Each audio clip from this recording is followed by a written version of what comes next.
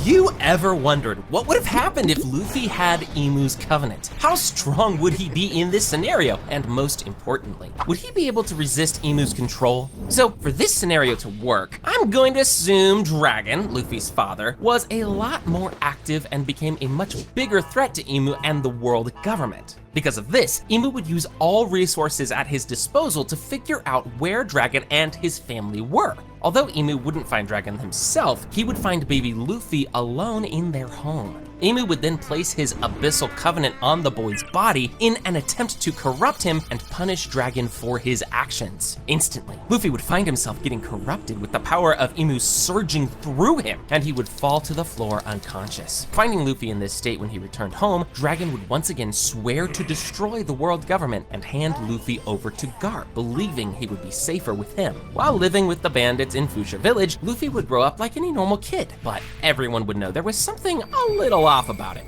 One day, when the red hair pirates decided to visit the village, something inside Luffy would make him go visit the pirates. And that's when he would come across Shanks. Feeling some kind of weird connection to Shanks, Luffy would begin spending time with him, with Shanks eventually realizing that the boy had the same covenant marking as himself. Eventually, as fate would have it, Luffy would accidentally eat the gum gum fruit without anyone noticing. Immediately panicking at the thought of one of Imu's followers getting the powers of Nika, Shanks would freak out before ultimately calming himself and asking Luffy about his mark. After learning that Luffy is actually a good kid, Shanks would breathe a sigh of relief, realizing that the fruit probably chose him for some reason. From then on, Luffy would begin showing signs of his increased strength and endless durability.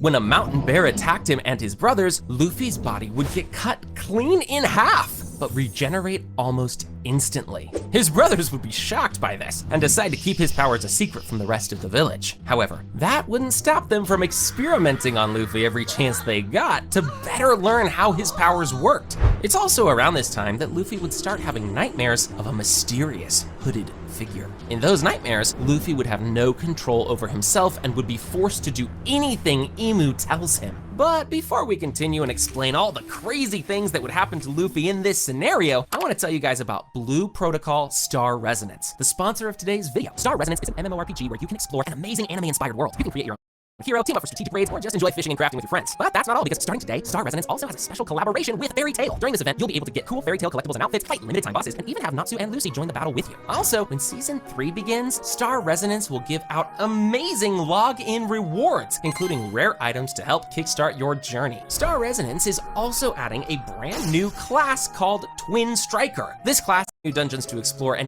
day. Eventually, once he turned 17, Luffy would set out to sea to become the Pirate King, same as he did in the original story. He would soon find himself aboard Alvida's ship, where he would save Kobe and send Alvida flying away. In Shell's Town, Luffy would also save Zoro and take a direct axe swing from Morgan without even trying to defend himself. Of course, he would instantly regenerate, shocking both Zoro and the Marine captain. But Luffy wouldn't be done traumatizing his foes just yet, because at Orange Town, he would also end up freaking Buggy out with his regeneration abilities too. You see, since Buggy used to be a part of Roger's crew, seeing Luffy would probably remind him of the stories he heard about the God Knights, who had the same marking as him. Realizing that Luffy is someone extremely dangerous, Buggy would instantly stop fighting and start begging for mercy instead. However, this wouldn't work, as he had already messed with the townspeople and Luffy's crew. So, Buggy would soon get punched into the sky as well. At Syrup Village, the story would go similarly to the original. Luffy would befriend Usopp and easily deal with Kuro, who would be completely shocked by how Luffy regenerated from all of his sharp slashes. With Usopp on board, the crew would soon make their way toward Baratie. Everything would play out mostly the same up until the point where Mihawk defeats Zoro. From here, instead of leaving, Mihawk would decide to stick around and observe Luffy, sensing something evil inside the boy. Defeating Krieg would be easy for this version of of Luffy, but right after he lands the final blow, something weird would happen. Immediately, Luffy would realize that he can't control his body and would just continue punching Krieg more and more. Sanji and Usopp would quickly jump in to calm Luffy down before he actually kills Krieg. Seeing the mark on Luffy's arm, Mihawk would decide to test his theory and send a few slashing attacks straight at him. Despite having his head chopped clean off, Luffy's body would just fuse back together right in front of everyone's eyes. Angry at Mihawk,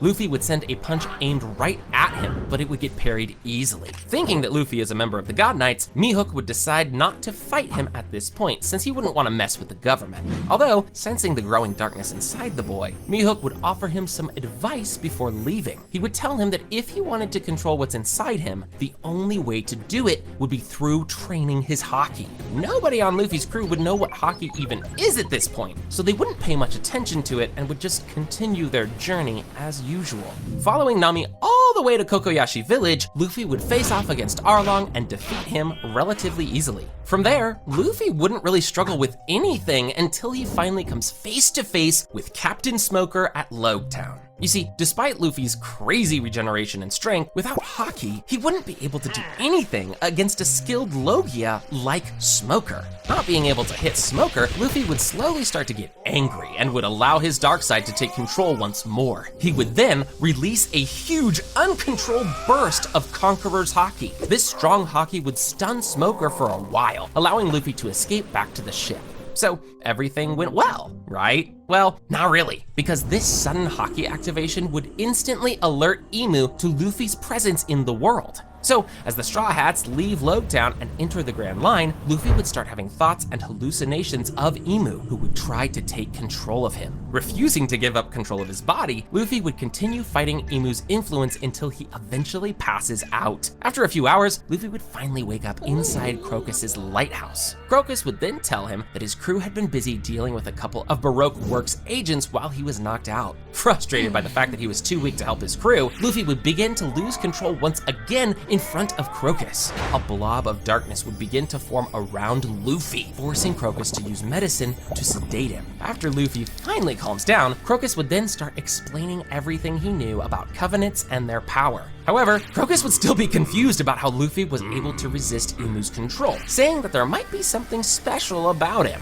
Anyways, Crocus would then offer to chop Luffy's arm off for him, which would get rid of the Covenant. Luffy would seriously consider this for a while, but his crew would eventually talk him out of it, saying that if he ever lost control again, they would be there to help him. After saying goodbye to Crocus and Laboon, the Straw Hats would continue their journey and soon arrive at Whiskey Peak. Things would go mostly the same here, with Zoro fighting off 100 bounty hunters while the crew learns Vivi's story and decide to help her. From here, we can skip the Little Garden and Drum Island arcs, as those would go pretty much the same and nothing major would happen until the crew reaches Alabasta. Once there, they would meet Ace and soon decide to head for Crocodile's base. After getting captured and escaping, Luffy would soon come face to face with Crocodile for the first time. And this time, he would be a much bigger threat to Crocodile than before. You see, due to his insane regeneration, Luffy's overall fighting style would be much more reckless, as he knows that he can't get hurt. So he would take anything Crocodile throws at him head on, completely confusing the warlord. Now, even though he is able to regenerate from almost nothing, it would still be impossible for Luffy to actually hurt Crocodile without haki. However, as the battle rages on, Luffy's hands would start getting sweaty thanks to the hot desert heat and his non-stop attempts at breaking through Crocodile's Logia form. Just as he was about to give up,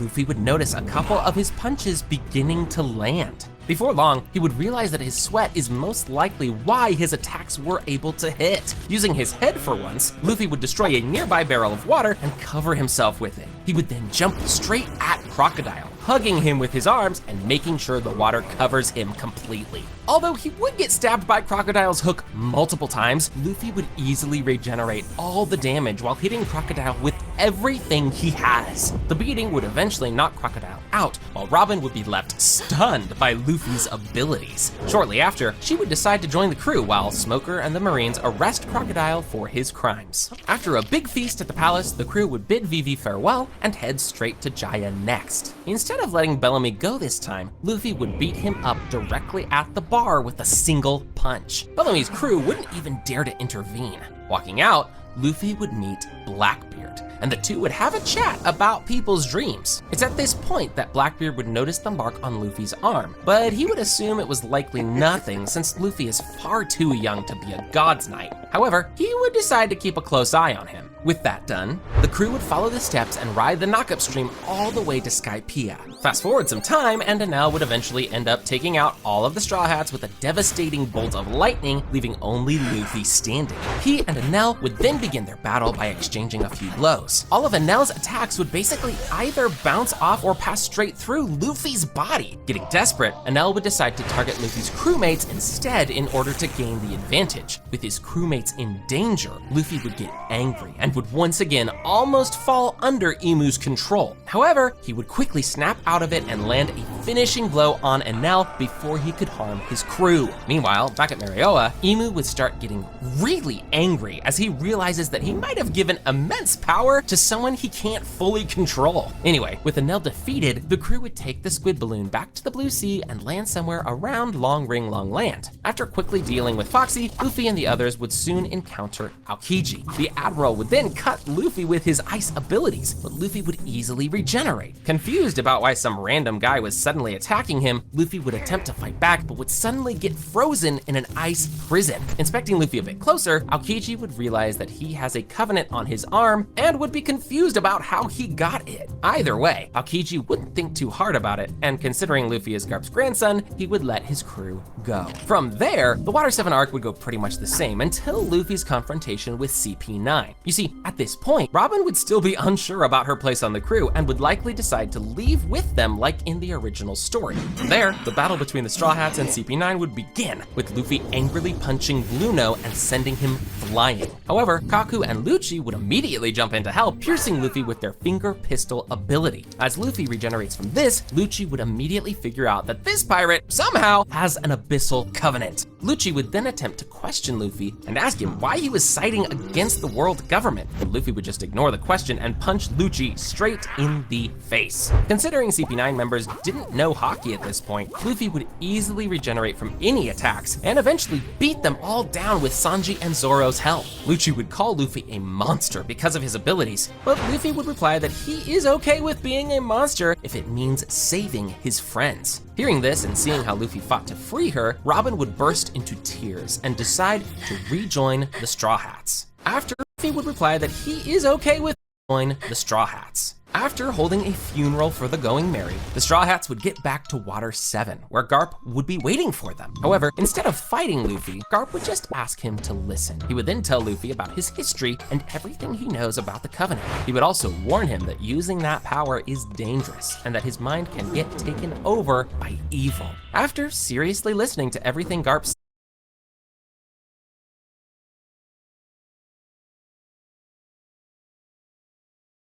said, Luffy would assure him that he wouldn't lose control and would be careful about how he uses this ability going forward. Not wanting Imu to get his hands on Luffy, Garp would just let him and his entire crew go, telling them to stay out of trouble. Eventually, Frankie would finally unveil the Thousand Sunny, and the crew would continue their journey. Reaching the Florian Triangle, the crew would come across Brook and invite him on board. The rest of this arc would go pretty much the same, with Luffy and the crew easily defeating Moria and his lackeys. However, it's when the crew arrives on Sabaody that things would start getting interesting. So remember how angry Luffy was when he saw Kami